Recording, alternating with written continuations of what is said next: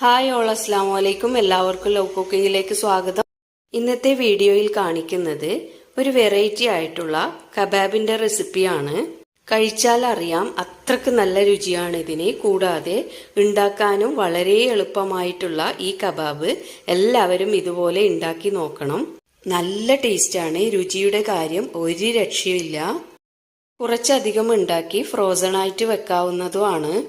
ഞാനിപ്പോൾ വൈകുന്നേരത്തെ സ്നാക്സിനായിട്ട് കുറച്ചേ ഉണ്ടാക്കുന്നുള്ളൂ. ഒരു 100 ഗ്രാം എല്ലില്ലാത്ത ബീഫ് കഴുകി വൃത്തിയാക്കി കുക്കറിലേക്ക് ഇട്ട് കൊടുക്കാം. 2 മണിക്കൂർ കുതിർത്ത് വെച്ച 1/4 കപ്പ് കടലപ്പരിപ്പും ഒരു വലിയ സവാളയും 1 ടേബിൾ സ്പൂൺ ഇഞ്ചി വെളുത്തുള്ളി പേസ്റ്റും ആവശ്യത്തിന് ഉപ്പും 1 ടീസ്പൂൺ മുളക് പൊടിയും 1 ബേ ലീഫും ഇട്ട് കൊടുക്കാം. 1/2 കപ്പ് വെള്ളവും ഒഴിച്ച് നന്നായി വേവിച്ചെടുക്കാം.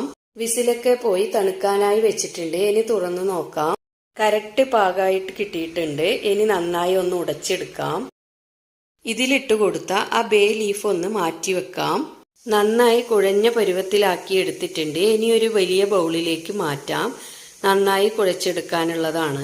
ഇനി ഇതിലേക്ക് നന്നായി പൊടിച്ചെടുത്ത നല്ല മസാല ചേർത്ത് കൊടുക്കണം. ഇതൊക്കെ കൂടി പൊടിച്ചെടുത്ത മസാലയാണ് ചേർക്കേണ്ടത്. എൻ്റെ അടുത്ത് ഓൾറെഡി മസാല ഉണ്ട്. 1 ടീസ്പൂൺ ഗരം മസാലയും 1 ടീസ്പൂൺ ചതച്ച കുരുമുളകും 1 ടീസ്പൂൺ നാരങ്ങാനീരും 1 സവാള പൊടിയായി എരിഞ്ഞതും 1 കപ്പോളം മല്ലിയില പൊടിയായി എരിഞ്ഞതും 2 പച്ചമുളക് ചതച്ചതും ഇട്ട് കൊടുക്കാം. 1 മുട്ടയും കൂടി ചേർത്ത് നന്നായി ഇതുപോലെ കുഴഞ്ഞ പരുവത്തിലാക്കി എടുക്കണം.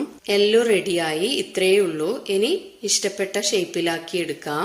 ഈ അളവനുസരിച്ച് ഒരു 10-11 കബാബായി കിട്ടും. ഇനി ചൂടായ എണ്ണയിലിട്ട് ഷാലോ ഫ്രൈ ചെയ്തെടുക്കാം. ഇട്ടപ്പാട് തന്നെ മറിച്ചിട്ട് കൊടുക്കാൻ ശ്രമിക്കരുത്. കുറച്ചായതിന് ശേഷമേ തിരിച്ചിട്ട് കൊടുക്കാൻ പാടുള്ളൂ. നോമ്പിനൊക്കെ ഉണ്ടാക്കാൻ എളുപ്പമായതും നല്ല രുചിയുമുള്ള ഈ കബാബ് എല്ലാവരും ട്രൈ ചെയ്ത് ഉണ്ടാക്കി നോക്കണം. അസല് രുചിയാണ്.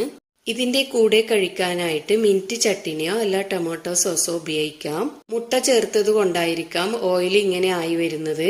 ബീഫും കടലപ്പരിപ്പും ഒക്കെ നന്നായി വെന്ത് ഉടഞ്ഞു കിട്ടണം. അതാണ് ഇതിന്റെ കറക്റ്റ് പാകമായി വരുന്നത്. കൂടുതൽ ഉണ്ടാക്കുന്നുണ്ടെങ്കിൽ മുട്ടയുടെ അളവും മസാലയുടെ അളവും ഒക്കെ കൂട്ടിക്കൊടുക്കാം. വീഡിയോ എല്ലാവരും ഫുള്ളായി തന്നെ കാണണം. വീഡിയോ ഇഷ്ടമായാൽ ലൈക്ക് ചെയ്യുക, ഷെയർ ചെയ്യുക, സബ്സ്ക്രൈബ് കൂടി ചെയ്യുക. ഇൻഷാ അല്ലാഹ് മറ്റൊരു ഈസി റെസിപ്പിയുമായി വീണ്ടും കാണാം.